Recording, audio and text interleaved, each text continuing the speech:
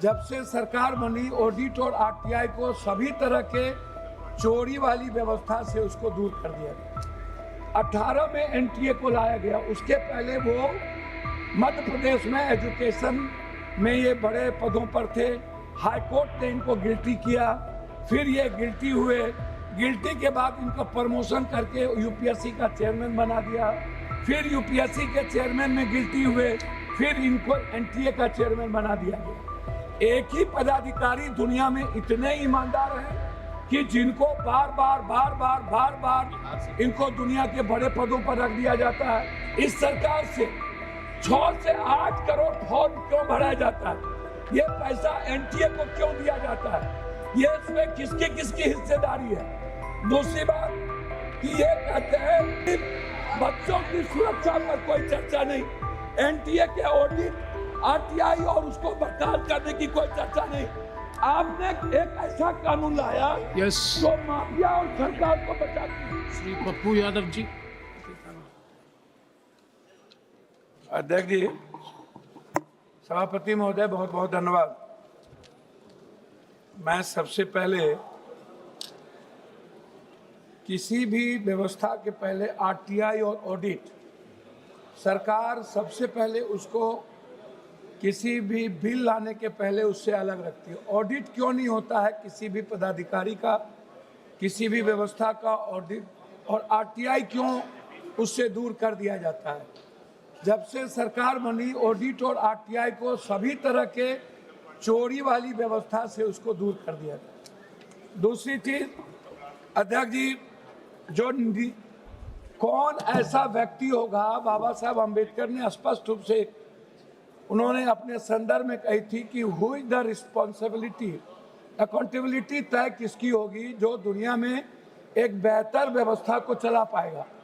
जब इस कंट्री में हमारे नेता, पदाधिकारी और माफिया सभी लोग मिलकर, आपसे मैं सिर्फ इतना कहना चाहूँगा, 2019-20 में, 2023-24 में एनटीए ने लगभग 3,554 करोड़ आय अर्जित की।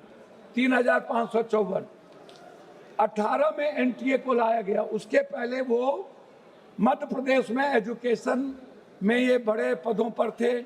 हाई कोर्ट ने इनको गिल्टी किया, फिर ये गिल्टी हुए। गिल्टी के बाद इनको प्रमोशन करके यूपीएससी का चेयरमैन बना दिया। फिर यूपीएससी के चेयरमैन में गिल्टी हुए, फिर इनको एनटीए का चेयरमैन बना दिया गया। एक ही पदाधिकारी दुनिया में इतने ईमानदार हैं कि जिनको बार बार इनको दुनिया के बड़े पदों पर रख दिया जाता है और एनटीए के बारे में कोई चर्चा नहीं होती है।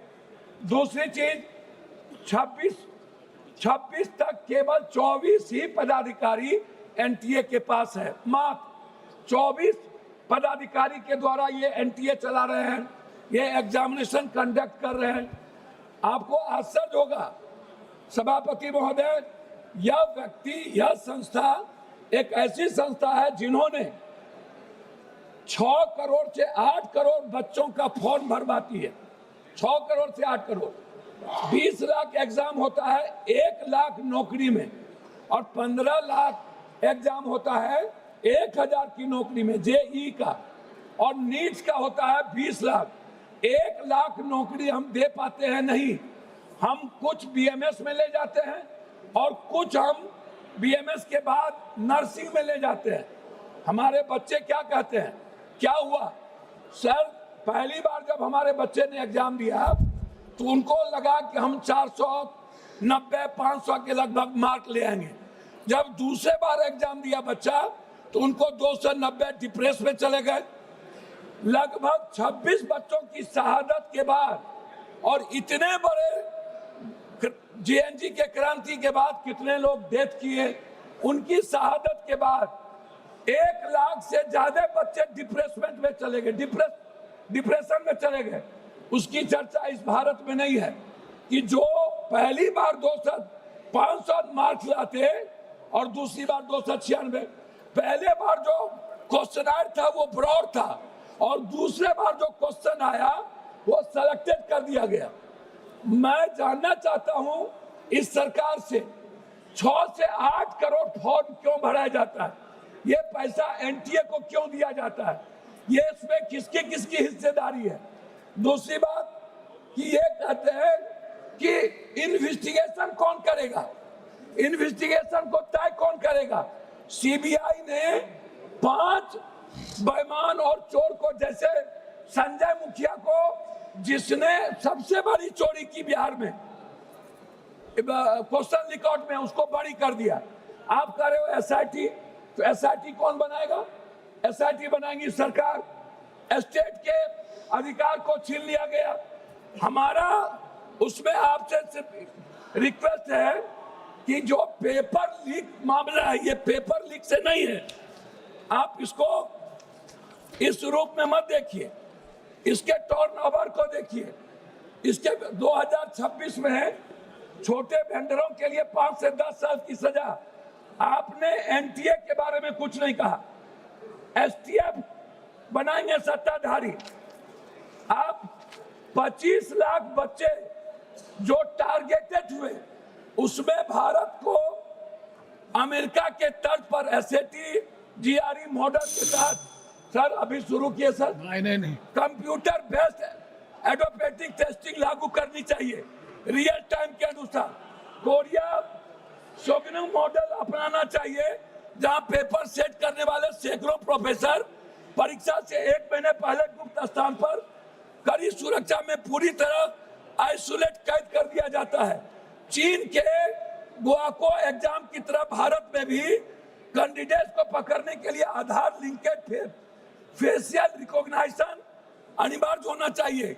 चीन के ही तर्ज पर चीटिंग करने वाले उम्मीदवार को माफियाओं के नाम डेटाबेस में डालकर आजीवन सरकारी नौकरी सुविधा और ब्लैक लिस्टेड कर देना चाहिए।